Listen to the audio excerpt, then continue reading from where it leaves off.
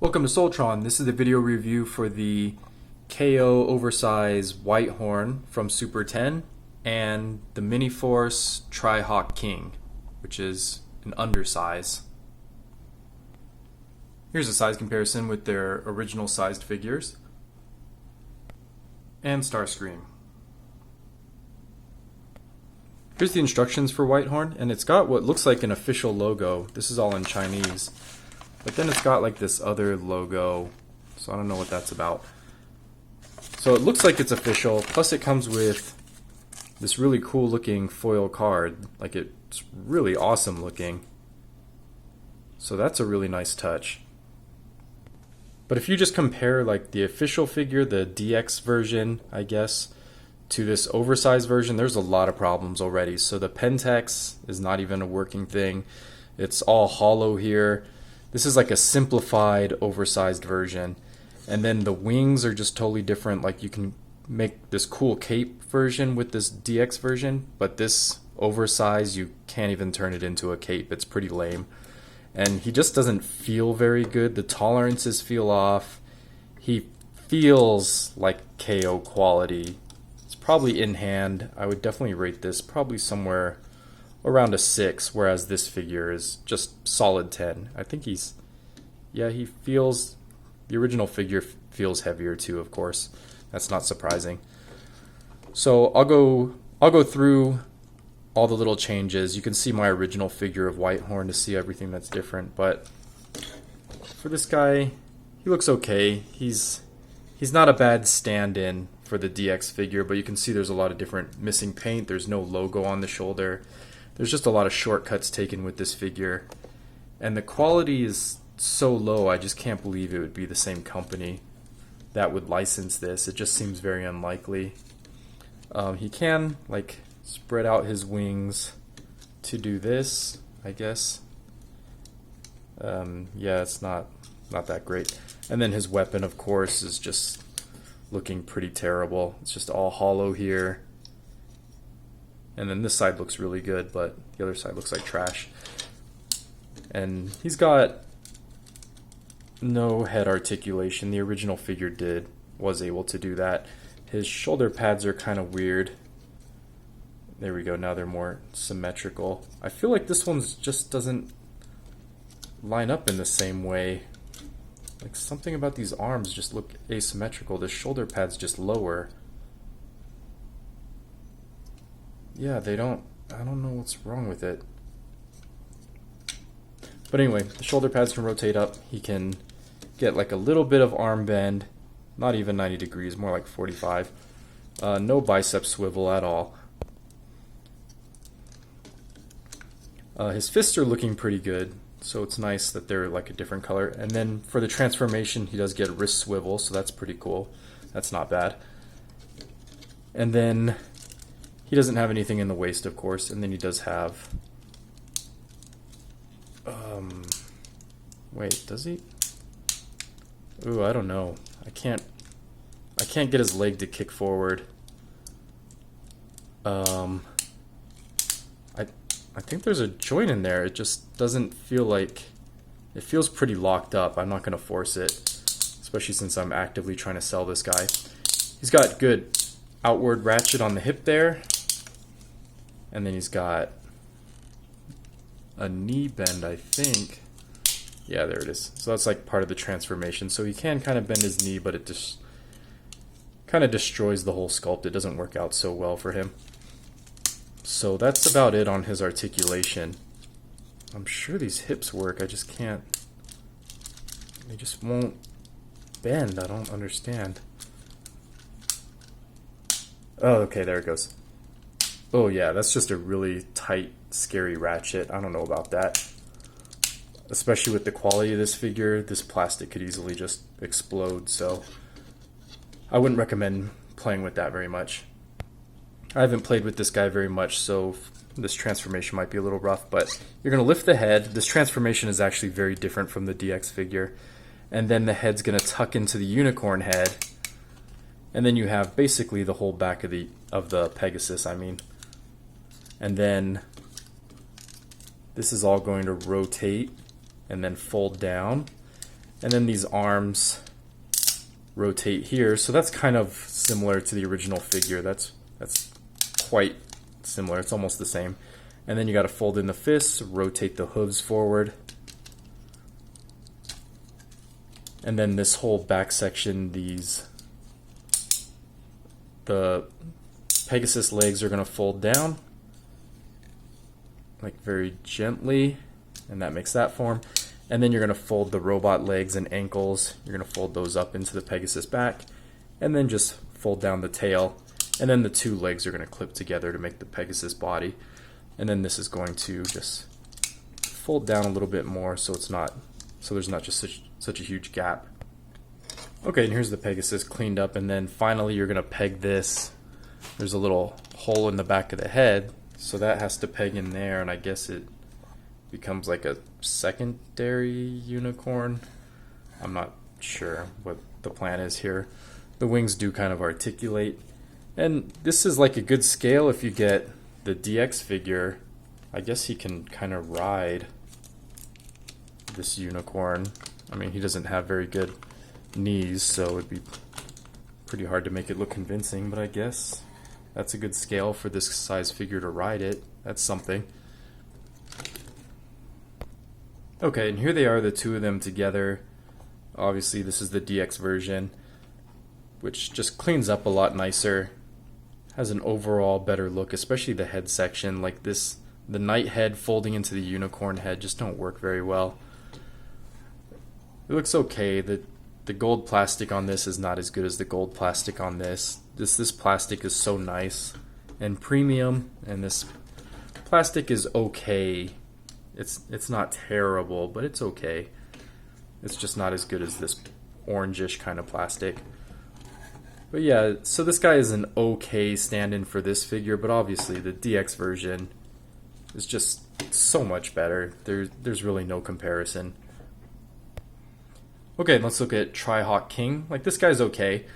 The colors really pop. The red just looks a lot better than the gray and gold of this guy. These are pretty bland looking colors together. And everything is pretty much identical except for the paint job. So the paint job on this guy just really elevates this figure, whereas this old paint job is kind of a Nemesis version. It's kind of dark and dour. I did do a little mod where you can hold his door or his fender pieces become kind of like swords. That's not standard. But overall, they're almost completely identical in sculpt. There's not a lot of difference. One difference that does bug me is this guy doesn't have ratcheted elbows, or shoulders. So shoulders are pretty floppy. This guy has some soft ratchets, which help a little bit. But yeah, they're totally missing here, so these feel a little bit floppy and weak, but he doesn't have any weapons, so it doesn't really matter that much. And the other difference, of course, is that this guy's a lot smaller. He's about a leader class transformer compared to these Voyager class. So he's a lot smaller, so things had to be scaled down, but he still feels pretty good in hand. I would say overall the quality of this guy is probably a 9. He feels pretty good in hand. His articulation is the same as the original figure. He's got like a little bit of head articulation. He's got 360 on the shoulder here. He's got a full outward on the shoulder. No elbow. Well, actually, no. He does have an elbow, but it does curling iron elbow, so not a useful elbow. And then he doesn't have any bicep swivel either. He does have finger articulation. And then he does have, if you open up his skirt, you can get a full forward kick. This is on a soft ratchet. And then his back kick is hampered by this backpack back here. And then he's got almost 90 degrees on the knee there. And then he does have a very nice ratchet in the thigh. So good thigh click. So pretty good figure overall. I've always liked this design. And he's got pretty kibble free. He's looking pretty good. So to transform him, you have to get rid of the wings on his back. And then let's see if we're going for let's go for his eagle or his car mode, I guess. So we'll just fold up his feet, and then these are going to close up there. And then you can see you got most of a car already. You're going to close up his wing sections. And then you just fold the arms, and they fold up here. And then you compress them in at the shoulder, and then these panels will just cover up the hands. And then the legs are going to compress. They have these buttons here, and that's just going to compress there. And then pretty much you have the car mode, and then you're just going to rotate the head up here and make it disappear. So very simple transformation, which I like. And then these little wing bits are going to fold up like that, and then they're just going to clip into the back of the car. So that gives it kind of like a Batmobile kind of extra engine effect in the back. And then he's way too big for deluxe size figures if you were interested. And then his directions are also pretty plain, nothing to write home about. I'm pretty sure that this is actually a deluxe figure and not, an official figure, not a knockoff. So then to transform him into his third mode, again, you're going to tear these off so he does have parts forming.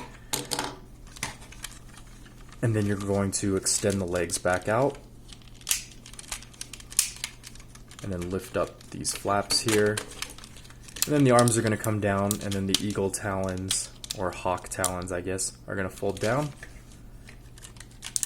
And in robot mode, these can fold kind of in front of the fist, so he can have like a punching, slashing motion with that. So he's got a built-in weapon. And then you're going to rotate the legs out, and then these feet are going to come back out, I think. I'm going to have to look at the directions for that. But I think there you go, that's most of the hawk body. And then this section here, which was the cod piece of the robot mode, folds out and becomes like the tail of the hawk. And then up here in the hood section, or the roof of the car, is the hawk's head. And then finally these tail sections kind of just rotate out. Let's see. And those are going to use this friction clip and clip in back here. Okay, and there's his official hawk mode. You can see the leg sections really don't do anything to convince you that they're wings. And then there's his back tail section there, which looks pretty good. I like to kind of do this, kind of bulk it up a little bit. But overall, pretty fun figure, very basic. Definitely, the link is in the description, so you can buy this figure yourself. If you want to get them through Sir Toys, I highly recommend it. These are great figures, and I got this guy at an awesome price. Okay, and let's move on to like kind of a bonus section of the video. So this is the original figure. I was considering trading in my full-size deluxe version for this smaller Tri-Hawk version, but after comparing the two, I'm definitely going to keep the full-size version. So this guy's enormous. I gave him a ball joint neck, so that's one custom. And then, of course, as I showed off, I turned these into weapons, so they just hang on with a Lego ball joint. And now he can fit them in his fist. Another thing I did was I gave him ball joint elbows here, which are a little bit loose, but he can now have elbows, and you saw in the original figure that that's very different. So he can actually articulate his arms, so that's pretty good. It's not much, but I like it. And then finally, so you can see like in the leg here, that's just where these bits originally clipped on. So this would basically, oh, that's the wrong one. So this would basically, this handle would just come off and it would pop in here. And there you go. And then it just turns back into his regular leg armor. So I'm going to turn him into Hawk mode for his big changes in Hawk mode. Okay, so here we are on Hawk mode. Again, he's got really terrible looking wings, but otherwise pretty good looking Hawk. So one, I think, really brilliant piece of engineering I did was, so these are already on ball joints, remember. So I actually made like a little armature in the leg here. So this whole panel here can open up and now become an extra part of the wing like this. And then this, in theory, is supposed to stay on this ball joint while you transform him. So now the wing goes from just being like looking like this, which just looks like the basic leg or car mode, to now opening up like this and having just a huge wingspan. So So I'm pretty proud of how this turned out. So I think that just makes him look a lot better. Okay, so here he looks like from above. You can see that his wingspan looks a lot cooler. And here's basically his original configuration, where these were just basically the front of cars. They don't look like wings at all. And you can see what a difference it makes when these panels can open up and kind of turn into more of a wing configuration. So now he's just a lot more intimidating looking, and he's got this massive wingspan as opposed to just having like two chunks of cars for wings. So I really like that look a lot. Alright, I'll see you for the next one.